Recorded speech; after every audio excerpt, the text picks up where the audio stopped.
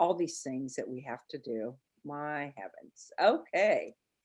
Well, welcome to our second evening of Tea for Two.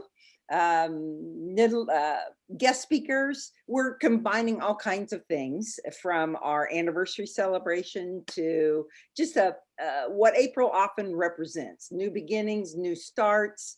The weather's been fabulous. There's hope with where we're headed with the pandemic, and I think everyone is just feeling light on their feet and couldn't think of a better time together tonight and talk about one of our favorite magazines that we carry at the shop, and that's Nomadic Knits. I do want to tell a story about Becky, and I have to show a picture so you know that I have to have a picture. A little, sorry, we'll unfreeze here in a minute. Hang on. Here we go. There we are. So this is the first. This is the first time that I met Becky, and this was the very first day we opened 2 years ago. And of course, many of you know that we give you a tour when you come. And so Becky and Nathan came in, and I'm like, welcome. Let me tell you all about knit, paper, scissors. And then I find out this whole story. So Becky, had you planned to stop on our grand opening day? No, it was just a wonderful surprise. We were so thrilled. We walked in and it was so festive, and everybody was, just buzzing around the shop, and it's just gorgeous. And it was just the best surprise. We had such a good time. Serendipity. Serendipity, yes. And then later that year, Becky came back with Bubba. Yes. And Bubba was here. Becky did some book signings at the shop, and this is Valerie. And you were back in the neighborhood, and Bubba got to come to the shop. Yes, yes, he loved it. All that attention and all the snuggles. It was fabulous. So I wanted to share that so that people would know that we're going on our 2-year anniversary of knowing each other. So yes. This is Becky Beagle. And Becky, I'll let you introduce yourself, and then let's just talk about how you got to Nomadic Knits. Sure. Hi, everyone. Thanks so much. Thanks so much to Angie for having me here tonight. I'm thrilled to be here. We just, that serendipitous beginning of walking into the shop on the grand opening, it really set us off for this beautifully intertwined, future in the fiber industry. So I'm really excited to be here. At that point, we had just finished our 6th issue, so we're still a pretty young company. And Nomadic Knits is myself and my business partner, Melissa, who is very sad that she couldn't make it tonight. So hopefully you'll all get to meet her on another interview maybe. So she and I started the business late 2017, and we didn't release our first issue until 2018. And I had owned a little yarn shop called the Glitter Ninja in upstate New York, and we met there. She came in as a customer, wear designer. So we hit it off and became fast friends and began collaborating on different projects. She had her first trunk show at the shop, and she began working there with me, and our relationship and our friendship grew. And then I decided that I wanted to travel. The situation in my life was such that my day job beyond owning the shop was that I worked doing marketing, social media management, and I didn't have to be in one location to do it. So I sold my house and everything I owned in the yarn shop, and I hit the road. And I've been living in a little Winnebago van since 2017. So I'll have my 4-year anniversary this summer. And so Bubba and I took off to see the world. And oddly enough, Melissa and I grew up together. Well, we grew up in the same area in upstate New York. We're from Binghamton, New York. And we didn't know each other growing up. She's a little bit younger than I am. And so we didn't meet until I had the shop. And her and my parents live 20 minutes away from each other in Binghamton, New York. And they're both snowbirds. Melissa and her husband are snowbirds, and my parents are snowbirds. They also live 15 to 20 minutes apart from each other in Florida. Oh my. So we were destined to be friends and to work together. So even after I sold the shop, I ended up in Florida visiting my parents. We all got together and hung out. Her and her husband and my parents are great friends. Cocktails one night because we were missing working together, and we wanted to dream up something that allowed us to still be in the fiber world and learn more and dig deeper and really explore, that would work for both her and I, me traveling and her going back and forth between New York and Florida. And we, tequila, I don't know how many in, but we dreamt up this idea. My father and her husband were very skeptical, and here we are. So we like to point that out to them. You never underestimate fiber women, even a few tequilas in. So we wanted to focus on local fiber wherever we were. So we travel. Right now it's been the US. We were supposed to venture outside the US before the pandemic hit, but that kept us closer to home. But there's plenty to explore, so that was fine. And we first started in Florida, which a lot of people think is odd because people don't think of Florida as being a place where you knit a lot, but there are a ton of knitters in Florida, probably due to the amount of snowbirds in Florida. And there's also some fabulous yarn that comes out of there. And Melissa had already met Emma of Emma's Yarn, and I think she was 15 or 16 at that time, and was just blown away by her story and the fiber that she was producing. So we said, oh, somebody should be telling these stories in paper form and something that feels good and smells good when it comes off the press. And we're both paper junkies, and we just love that feel, just like with fiber. Good paper just feels good. So that's where the magazine came from, and it's been growing and evolving ever since then. It's shaped by the people that we work with and are inspired by. So it's really dependent on the dyers from that region and the designers who create these amazing garments with us. So where did you come up with the name? I mean, I understand the two words separately. We knew that we would be traveling from region to region and exploring. And usually when Melissa's here, she always calls me the nomadic half. I'm the nomadic half of Nomadic Knits because I'm always on the road going from one place to the other. And she's the knitting part. I knit too, obviously. I love fiber and I love knitting, but she is a designer by trade, and she does a lot of knitting and handles all of the magazine as well. So Nomadic Knits was where we landed. And so how do you decide then? I mean, I'm sure it's random, but where you're going to go and how do you land there? I mean, I know you drive there, but yes. Well, this past year we've gotten very creative, as everybody has. I was going to say as all small business owners have, but everybody's had to get creative, right? To live life.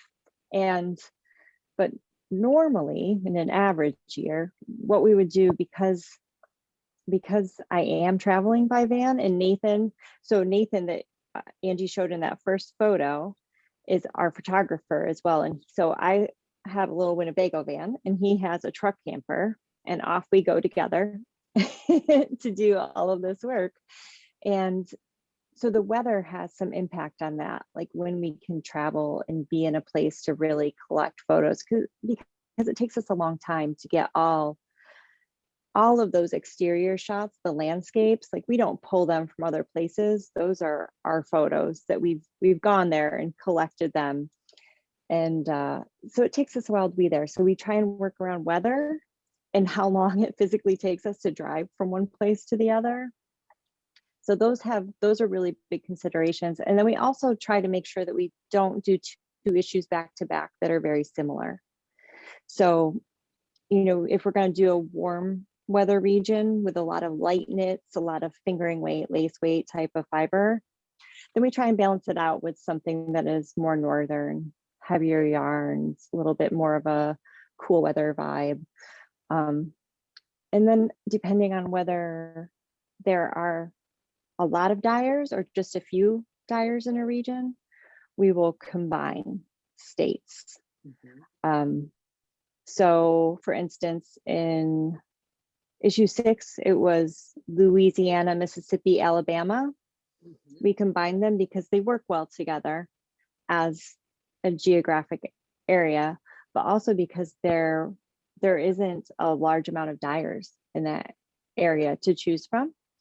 So we were able to combine them together. And then we did Michigan, and honestly, we probably could have made 2 issues out of one state because the amount of dyers that are in Michigan right now.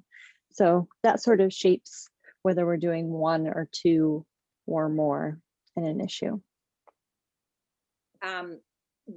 One of the things I love about the magazine is the additional stories. So I was especially fond of Vermont because I've never been to Vermont, and I didn't know they had so many breweries. I love breweries. And so it just, I enjoy reading about the state with those additional articles. Do you write those? Where do you get your inspiration for that? We've traded. Well, first of all, thank you. We really geek out over that stuff. And that's why we think it matters to go. Being somewhere and, sitting down at a brewery or at a local mom and pop diner, and then just, somebody inevitably says, because I'm driving this big van around, they say, "What is that?" And we strike up a conversation, and then I basically try and get some information. And if I'm lucky, I get a talker and they tell me really good stories about the region and all these fun facts. And we try and find a way to incorporate those into the issue. Just do research. We do all the Googling to try and find out little fun facts, but there's some stuff you can't find out until you're in a place. And those are the best things. So sometimes I'll write them. Sometimes Nathan writes them. It's usually one of the 2 of us. And then Melissa usually focuses on more of a deep research type of story.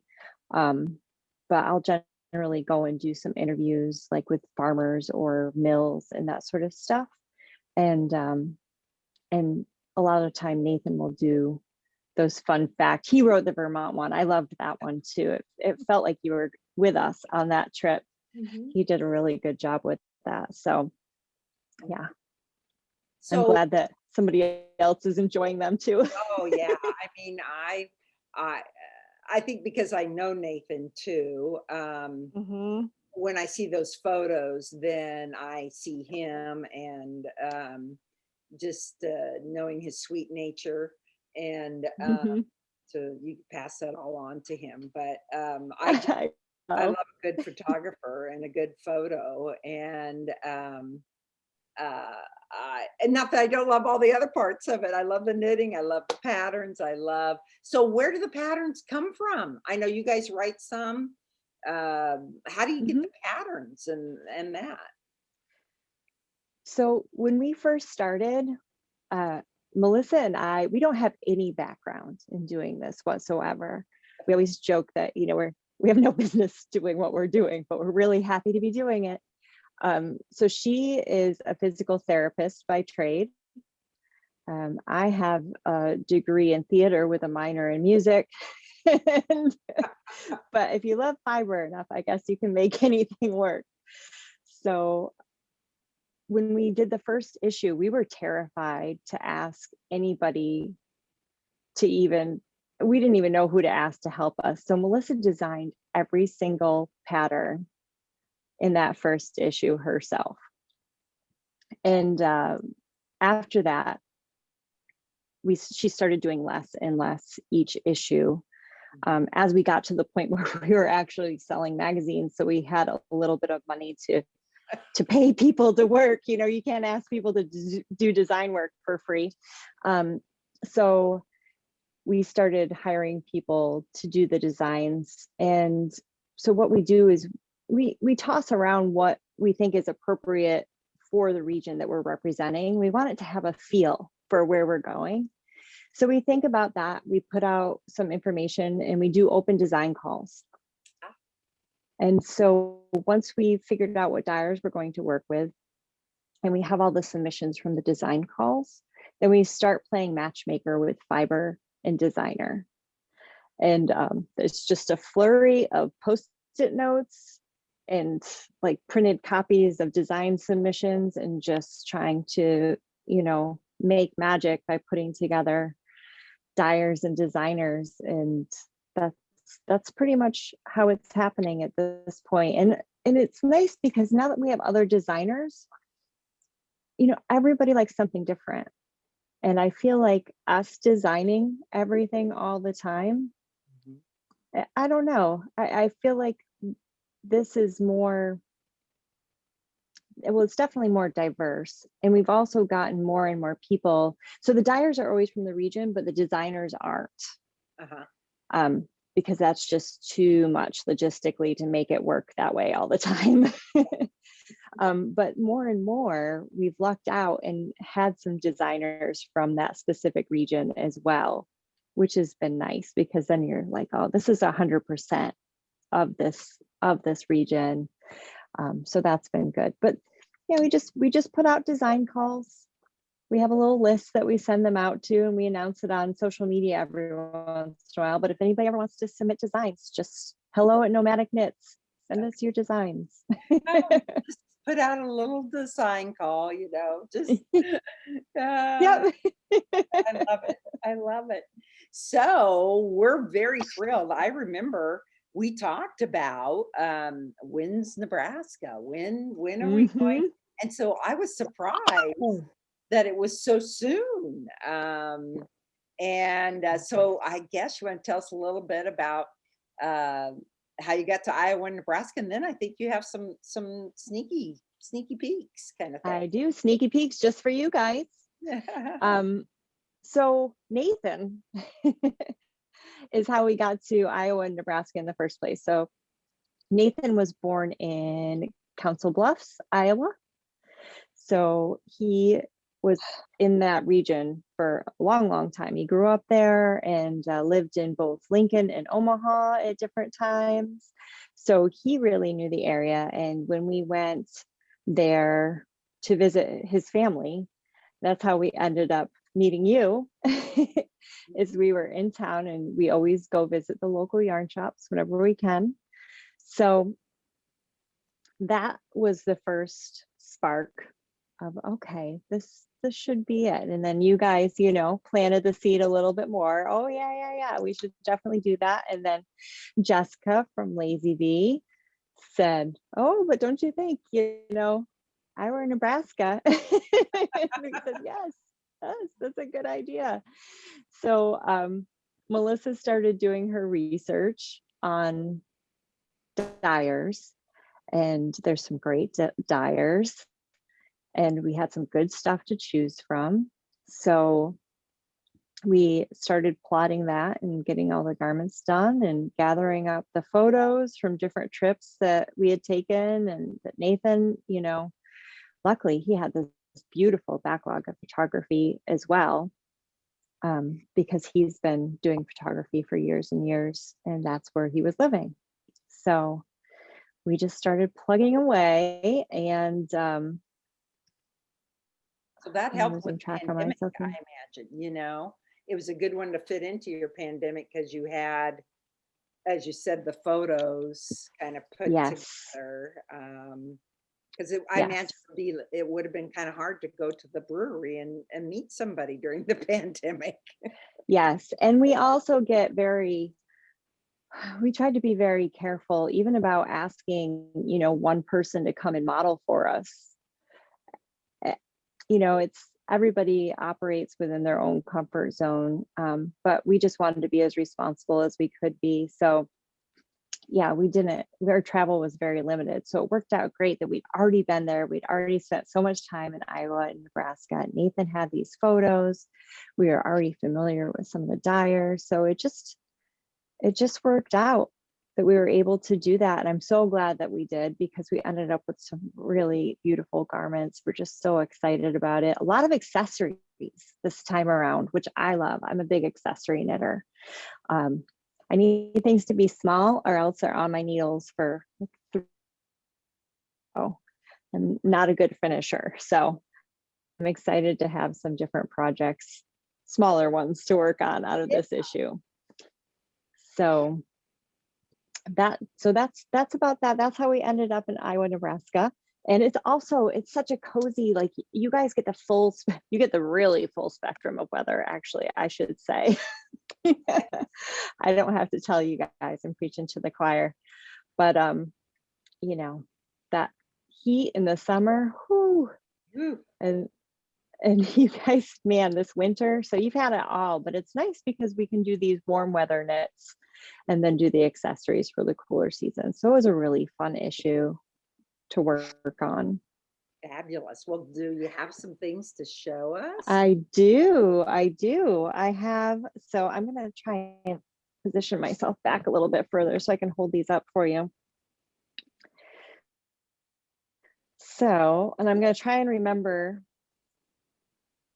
I probably won't remember all the designers, but I will remember the dyes. So this one's actually easy to remember because this was designed by Orange Jellyfish Dream, and it's also Orange Jellyfish Dream yarn. And this is the Windrose shawl. So it's this beautiful, big drapey shawl. And I think this is the one. Oh no, this is mohair and fingering. There's 3 different yarns in there, and it's so light and wispy and big enough to wrap around you a couple times. So this is Windrose. And then we have 2 shawls in this issue. And then this one's Into the Fog, and it's Stitched Together Studio and Lofty Loops. Mm-hmm. And this one, I feel like this was Vanessa Lucas maybe that designed it, but she wrote this, the way she wrote the pattern was really fun. It's like a little story. Oh. So all the sections have this little name as you're taking this little journey, and I'm not sure how well you can see it.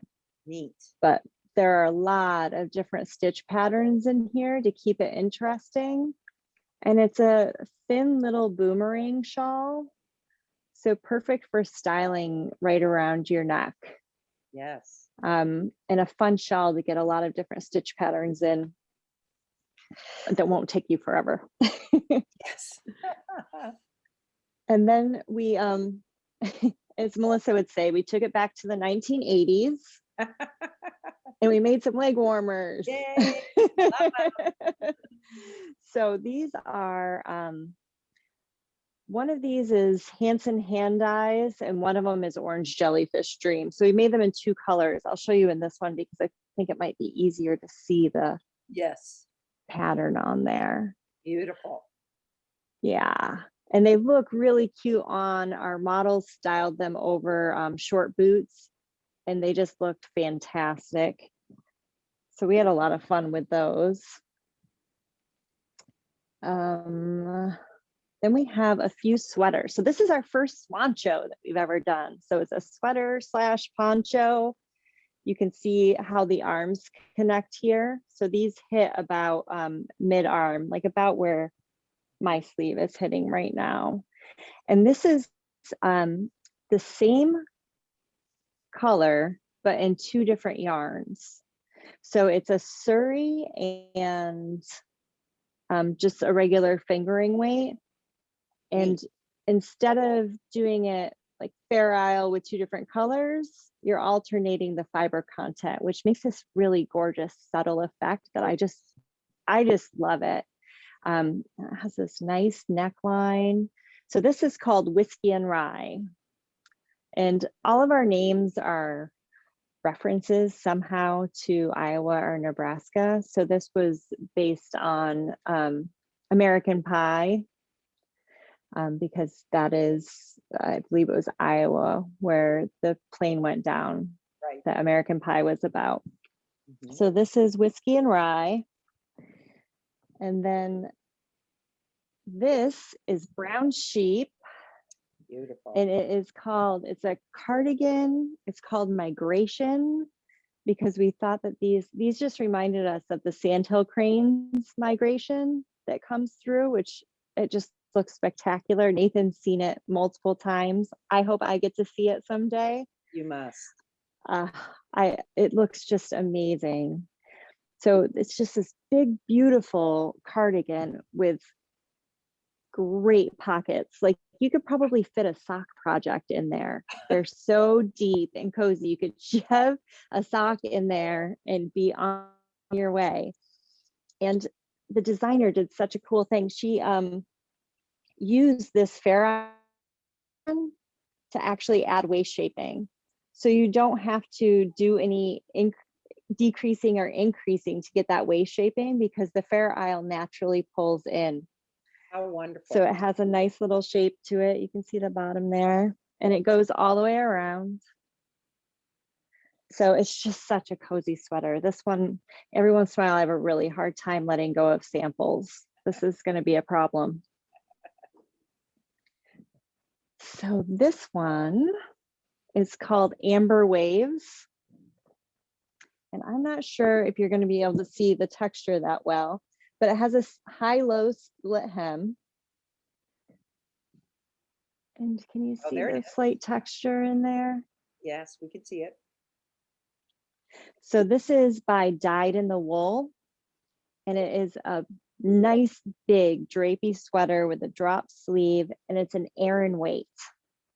So it actually knits up nice and quickly. Yes.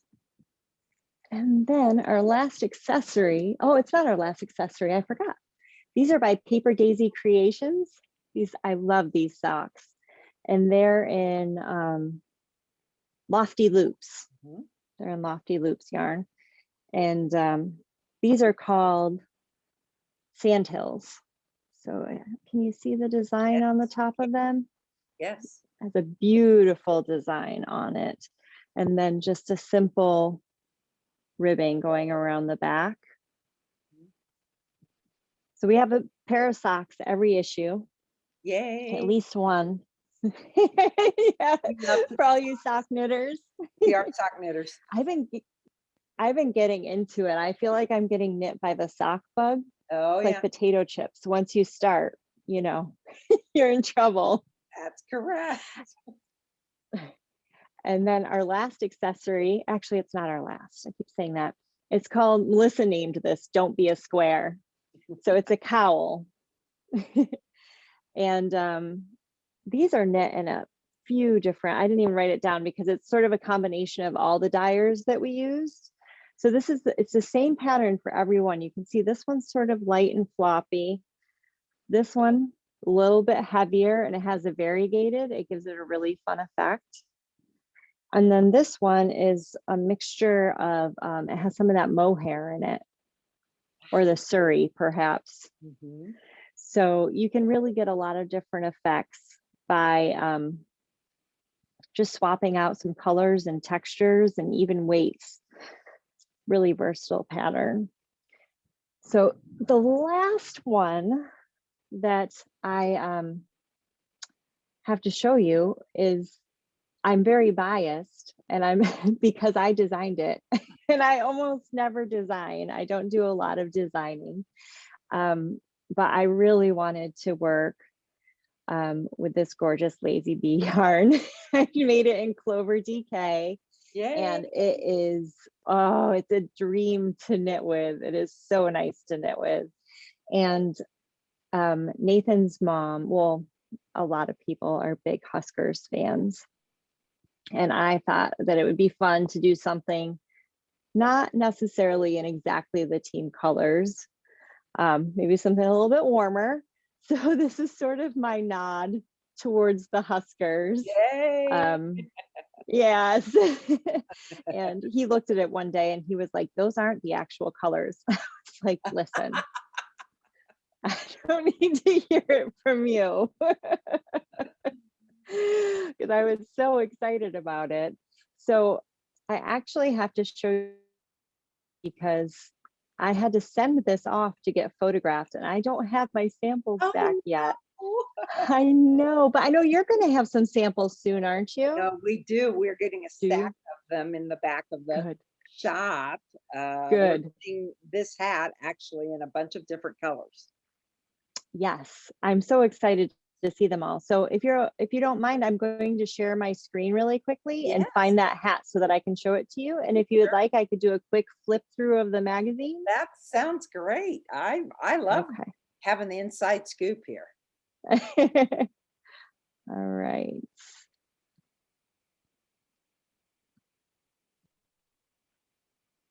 Any of you have questions, you can sure type them in the notes, the comments, and as Becky shows this part, then we'll kind of finish with a few questions that you all might have. So we can see your screen. I love this cover photo.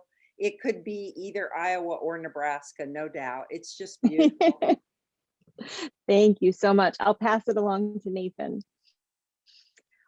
So I'm going to just scroll through pretty quickly because I know we've got plenty of other stuff to talk about, and I want to hear all about what's going on with your knit alongs right now. So we're just going to quickly flip through. And so those are the hats right there that we're both wearing. So And those are our Huskers hats. So it's a flipped up brim and it incorporates both color work and cable work. Very, very simple patterning. And if you've never seen the magazine before, if this is your first time sort of flipping through, you'll see that we do these large scale photographs. And in the back, we've begun including a photo listing as well, so that you know where they were taken, because we had a lot of people saying, that's nice, but where is it?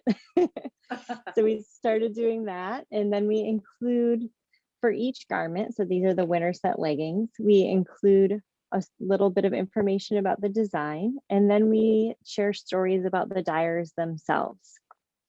And you'll notice scattered throughout that we have quotes from people that are from the region. And this is Nathan's article, all about the, some of that fun fact stuff about Iowa and Nebraska. So we've got our swan show. And here we did a little story about the Brown Sheep Company. They just celebrated 40 years in business last year. Mm-hmm. And we always do a cocktail. So if you are, if you'd like to have a cocktail with your knitting, this one is all about the bootleggers of Templeton Rye. So we share a little bootlegging story, and then we created a nice cocktail to go along with it. And this is the hat. Yay! So you can see that I designed it where it's sort of a choose your own adventure. You can flip flop the color work and the cable work if you would like. And if you pick up 2 skeins of the Clover DK, you'll have enough to make 2 hats in complementary colors, which is what we did here. So you can see for this hat, I didn't do a folded brim. So that's just a straight brim. And this is the smaller size. So it's in 2 sizes, but the gauge is such that it fits a wide range of sizes. Between the 2, you can fit most children and adults. So those are the hats, and grab yourself a coordinating palm or make one out of your leftover yarn, because I still actually had yarn left over after making those 2 hats out of those 2 skeins of yarn. So you could probably make a yarn palm, or you can pick up a fur palm, a faux fur palm, which is what, and you'll have yourself And then, so we just, premise of it, Melissa wrote about the amazing women that you have in your states. There was just such an amount of inspiring stories about Iowa and Nebraska women and the things that they have done to change the world, change their communities. So she wrote this in-depth examination of those women, which was really fun to read about. And then from there, it just goes on to the patterns themselves. Ah, beautiful. Wow. So I really hope that you all enjoy it once you get to put it in your hands and feel the weight of it and smell it hot off the presses. It should be making its way to you soon. Yes, yes, yes. I shared in our weekly newsletter that we now have it available for pre-sale. So you can sure visit our website, and we sold, when I left, we had 2 more, so 12 total already today. I have ordered a large amount, but they won't go on forever. So if you would like to reserve yours and make sure that you get it, go ahead and get it, get your order placed, and we will have it reserved. We're expecting what, mid-April That's ish? what we're hoping for. Yeah. We all know that in today's world, it could be end of April and we'll be fine. Remember back in the day when we used to set release dates for things? Yeah. Oh, what a time. What a time. Well, we've learned a lot, haven't we? Yes.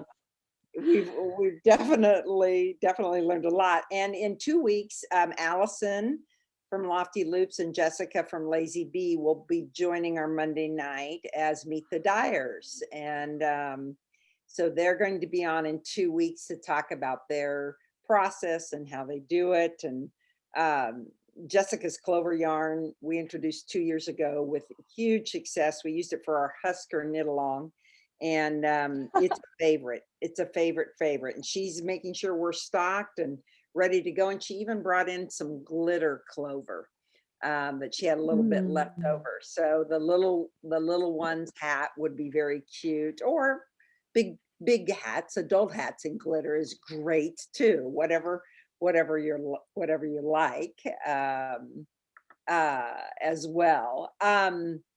One thing I would say is, have you watched, I want to know if you've watched the movie Nomadland. Yes.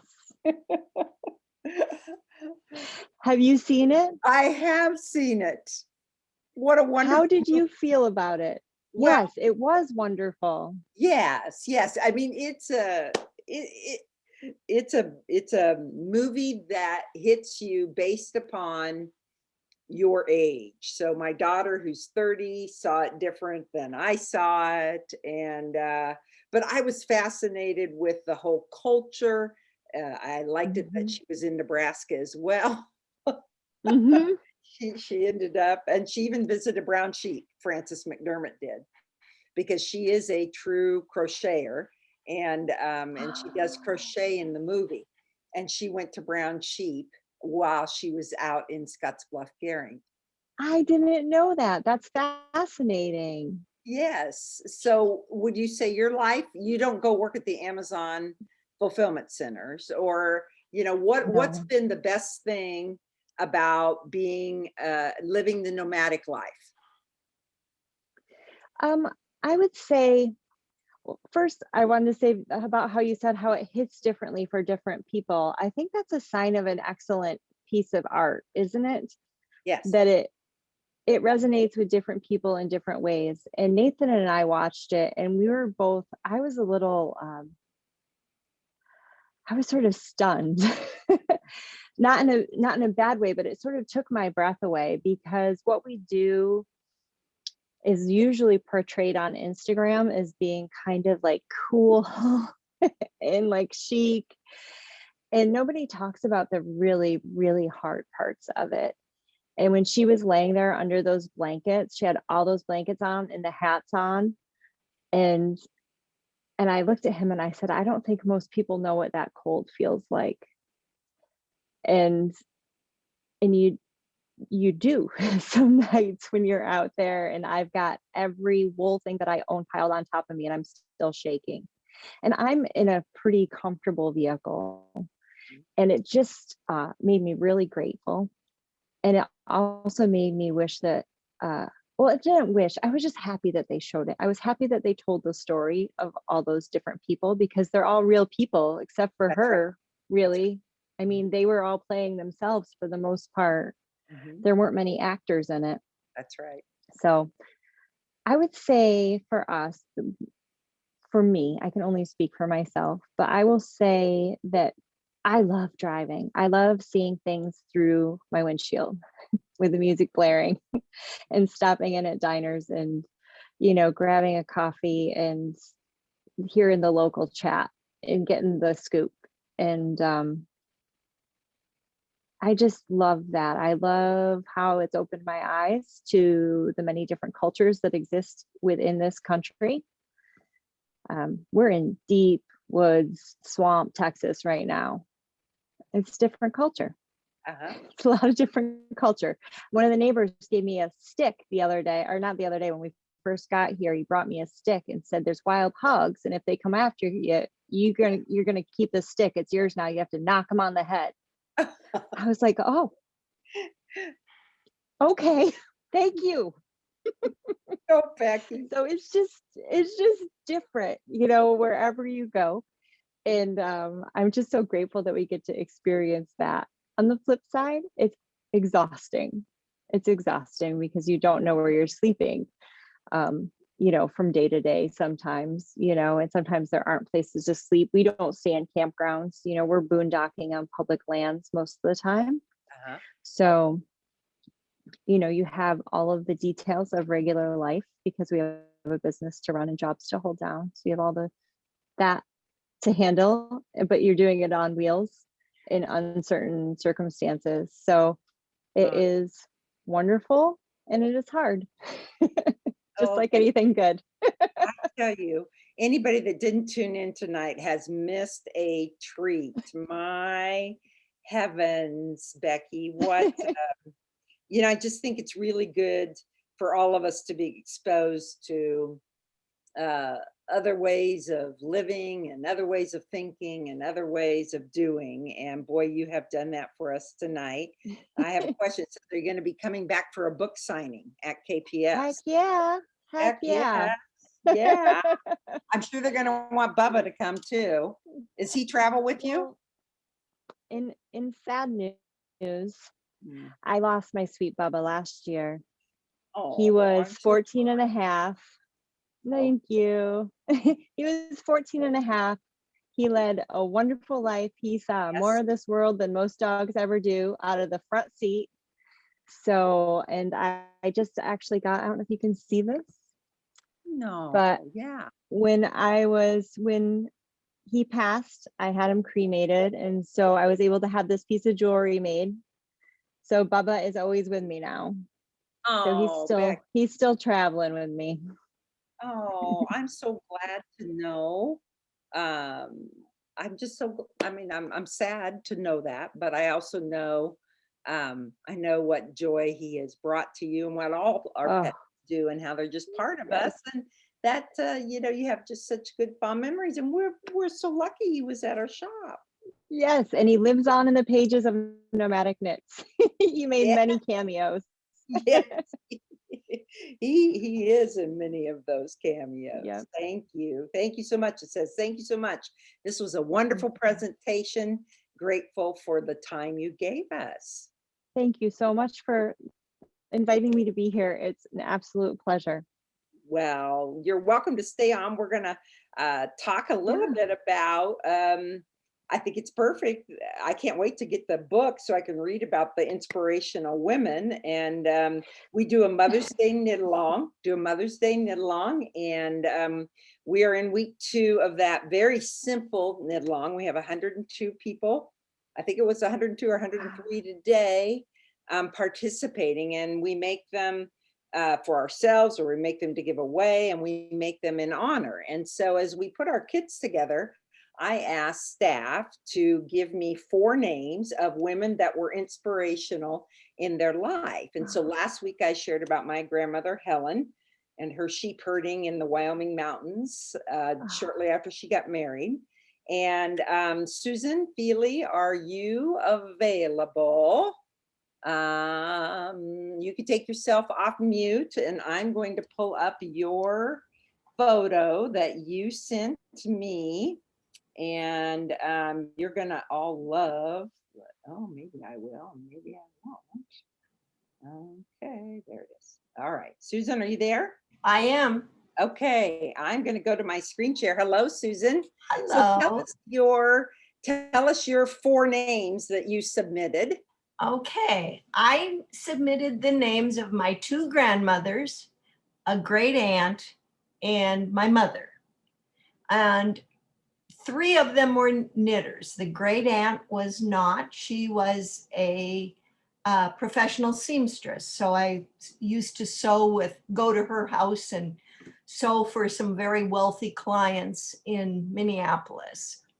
So the picture that Angie is showing you is of my, on the very right is my mother. And incidentally, she was born in 1915. So my mother was born just a year after your grandmother, Angie, which is hard to imagine, but I am older than you. So Okay. Next to her is my Aunt Jean, my father's sister. She was not one of the names that I submitted, but obviously she's a knitter as well. Next to my aunt, the third one is my grandmother, that's Zoella. I guess I forgot to say my mother's name is Hope. And so if you bought the Hope kit, that was my mother. This is Zoella. And it's funny for me to look at a picture like this because this is not, I mean, her hair all dark and everything back in the early 40s. I did not know her at that point. And then next to her is my great grandmother, that's Grandma Heffernan. And that is Zoella's mother. So all 4 of them are sitting on the sofa in the early 40s, and they are knitting for the soldiers in World War II.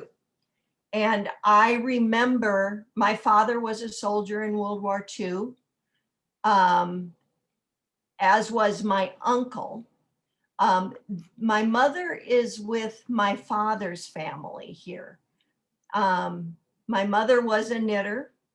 She came by it honestly. Her mother, Grace, who is another of the names that I submitted, was also a knitter.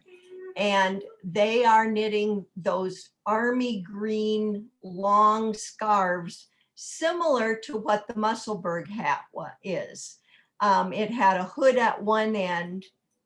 It was different because it was not a tube. It was just a long scarf, but the end was folded over into a hood so that they could put it over their heads. And I believe it was probably all garter stitch. I remember going sledding and using those. They were horrible, actually, old wool scarves when we were out sledding just to keep warm. But this picture just is very, very special with all of the women left at home during the war.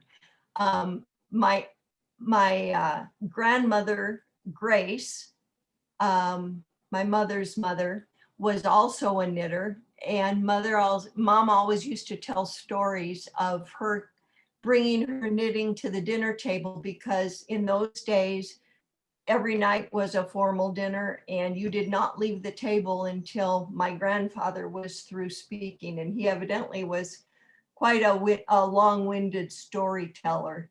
And so she would bring her knitting to the dinner table and knit at the dinner table.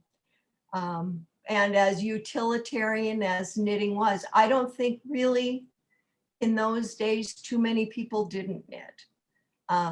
It was kind of a necessity. They darned socks, they knit. I have all the old darning eggs that they had for their socks and that kind of thing. You just didn't waste anything. But my mother continued to knit for pleasure. We all had ski sweaters that she knit, and she would take us one at a time. You know, I had 2 sisters and a brother and my dad, and we would just go on a rotation, and she'd be making us sweaters. And then when the grandchildren entered, she took turns knitting sweaters for the grandchildren. And excuse me. And when she died, she had a partially knit baby sweater, and I finished that up for my my first granddaughter, actually my daughter's first daughter, for her first birthday. So we have kind of a special one there too. So anyway, that's kind of, I had no choice but to become a knitter. So Yes, you come by it did. honestly.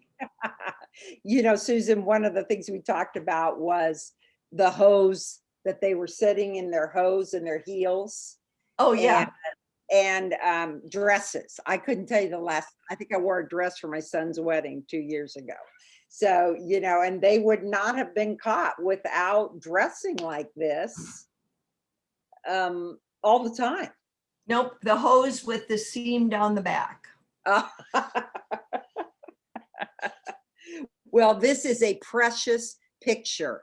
I love it. And, you know, I think we ought to all think about reenacting it. So if you have generational knitters, you ought to make sure that you have a photo like this, because who knows, someday your granddaughters or your nieces may show a picture on a Zoom in a knit class at a knit shop. Who would think that these ladies would be featured someday as knitters? Just fabulous stories. It's kind of funny. We were up, I have a sister that lives in British Columbia, and we were up, my other sister and I were up visiting her, and we visited some knit shops, and both my sisters can knit. They don't knit a lot. But my younger sister, the one that lives in Canada, in the knit shop, she was charmed into buying some yarn for a shawl, and I was helping her get started on it, and my other sister took a photo of it, and I was telling her about the Mother's Day shawl and how we submitted names and talking about that. And she said, you know, I've got a picture of the 2 of you sitting on the sofa knitting. So she said it reminds me of that photo. So there you go. Good, Susan. Great. Thanks for sharing. Well, thanks for letting me. Yeah, Kay, I think you're going to share tonight as well. So if you can unmute. Okay. Hello, everyone. When I came up with my 4 names, I came up with my 2 grandmothers, Anna and Mabel. I never knew Anna because she died at a young age from heart failure because she'd had rheumatic fever as a child, and it damaged her heart. So my mother ended up actually raising her younger sister quite significantly because they had a 12-year gap between my mother and my aunt. So that grandma I knew very well, did not know at all. And then I had my aunt, Grandma Mabel. I just love all these old names that came up. So Mabel is a grandma I grew up with. She was not a knitter. She maybe did a little crocheting on hankies, just that little decorative edging, but really I never thought of her as the maker type.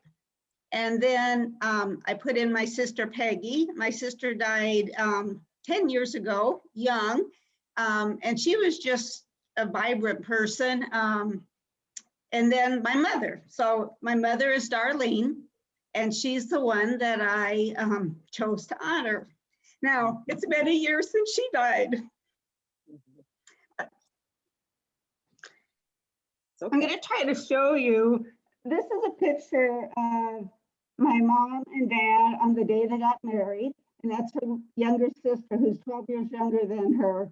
And my dad came home in September from World War II, and they got married October 24th, 1945. And they started out as farmers, and the stories when she said their first table was out of a bar, kind of a bar table bar. I think kind of your typical little table with little side type of things on it. And they didn't have an electric refrigerator to start with. She talked about going out to the wash shed to do her laundry. They picked corn by hand. So, you know, we're talking about 1945, and they stayed on the farm until 1960. And when they moved to town, my mother never assumed a paid position, but she was definitely highly involved in so many things, and they were definitely maker things. When my sister and I were of an age to start 4-H, we both did our whole time all the way through until we aged out of it. And my mom was one of the leaders. And so she always had our neighbor girls over at our house, helping them with their sewing. And we always had this one rule that my sister and I had to get our fair sewing done before our vacation. And our vacation was always like the first or second week in June. So what that meant is school got out and you started your 4-H sewing. So my mom was an excellent seamstress. She made her sister's wedding dress. She made my sister's wedding dress, and she made mine, and as well as making bridesmaid dresses, her own dresses.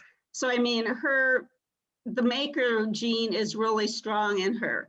Another thing that she really took up, my dad died about 25 years ago. And so she had as many years single as she had widowed. And when he died, I said, you know, Mom, you've got to really find some things to do. And she volunteered up at Norfolk, Nebraska at the hospital. She lived in Madison, Nebraska, but that just wasn't enough. And so I said, well, you know, here at Bryan, because I was at Bryan College of Health Sciences, and she said, here, I told her we do baby caps.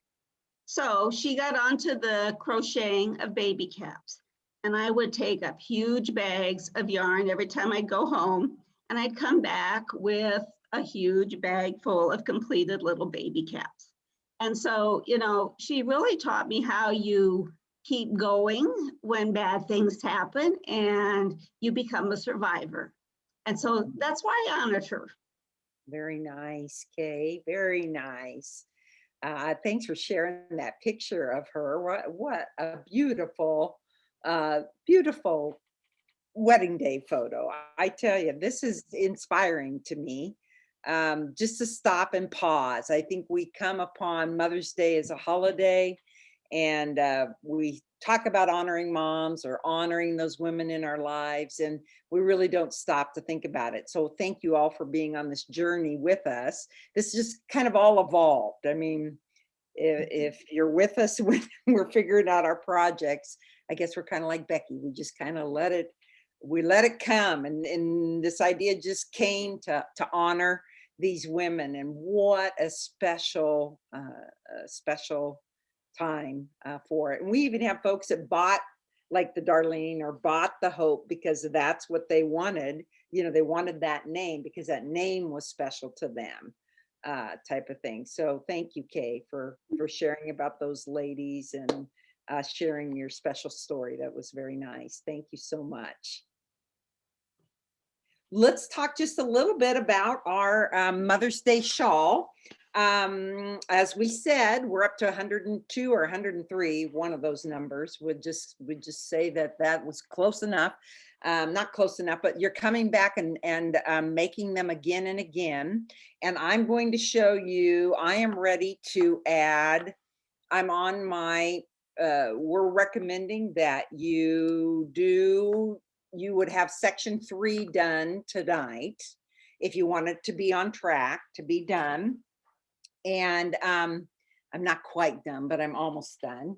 And so here we are with our 2 rows of yarn. So hopefully you've been working at carrying your yarn and trapping your yarn.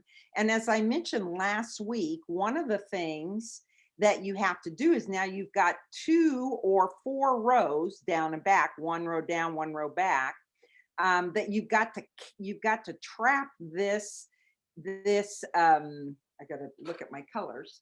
I'm working with the white or the cream yarn. And so if I didn't come down and trap this taupe yarn, I would end up with a really long, long stitch or long bar there. Not that that's a problem. And in fact, if you've done that and you've done it all the way, then leave it. But one of the things I like to do is I'm ready to go back down now with this row. And so what I do is I come and I put the yarn over and bring it up under, so it traps, sorry, so it traps that taupe yarn, and then that will wait for me there for when I come back down. So here it is. I finished this row. I'm going to come down. I'm going to trap it over, come up, and it catches it. And now I'm ready to do my row of the cream color. So just wanted to show you that little tip as you're going along. And we've had a couple of questions about the charts. We've written the pattern by words. I guess that's what we do for our patterns, isn't it? And then what we did is we did put the stitch count here. So I've had some folks that are working along and they're like, well, I don't even know how to use this. So it could be called a little overkill, or for some of you, it might be called comfort, because you can have your stitch count at the end of each row. So if I were working on this, and I did work on it from the charts, I would check off the rows that I have done and use the written word as a reference. So you could keep them both side by side. And as you know, the eyelet section is super important. So even if you don't use it for the garter section, the eyelet section is super important, that you keep your eyelets stacked on top of each other, of which we talked about last week. Did anybody run into any questions that you had, or that you would need a little help with tonight to finish up? And you can raise your hand or write a question or wave. Okay. Susan, did you have a question? You have to unmute, hon. I loved having the double check with the rows and how many stitches. Yes. But we don't have that for the last ones, do we? You know, for that came in your email pattern. That came in your email pattern. yeah, but it's only for part 1 and part 2. And there's not the same thing for part 4, part 3. Well, let's double check what you received, because we do have it in everything, and that came in your email. And if you don't have it, yeah, if you don't have it, we'll make sure you get caught up with it, but we do have it for you. You bet. Okay, because the only ones I have are for section 2, first eyelet, and the one before that, section 1 garter stitch and section 1 garter stitch. That's all I have. Yeah, I think you and I talked about you were having a little trouble downloading that pattern. So we'll make sure that you get everything taken care of, okay? Okay, so, oh, that'd be wonderful, because it makes I just finally got it today. Good, good, Susan. All right. Congratulations. Great. Yes, thank you. Great. We'll get it for you. Don't worry. All right, thank you. You bet. Who else? Anybody else have a question? Okay. Hey, Angie, Becky, I have a question. Yeah. On section 5, is that too many rows to carry the yarn, or should you cut it? I trap it just like what I showed you. You did, even with the more rows then? Mm-hmm. Okay. Yeah, Okay. I did. You could cut it. If it's kind of all about if you like weaving in ends. But Yeah. I didn't bring mine home. I don't have an example, sorry. But I think it looks fine. Cave and Valerie, did you cut yours or did you trap it?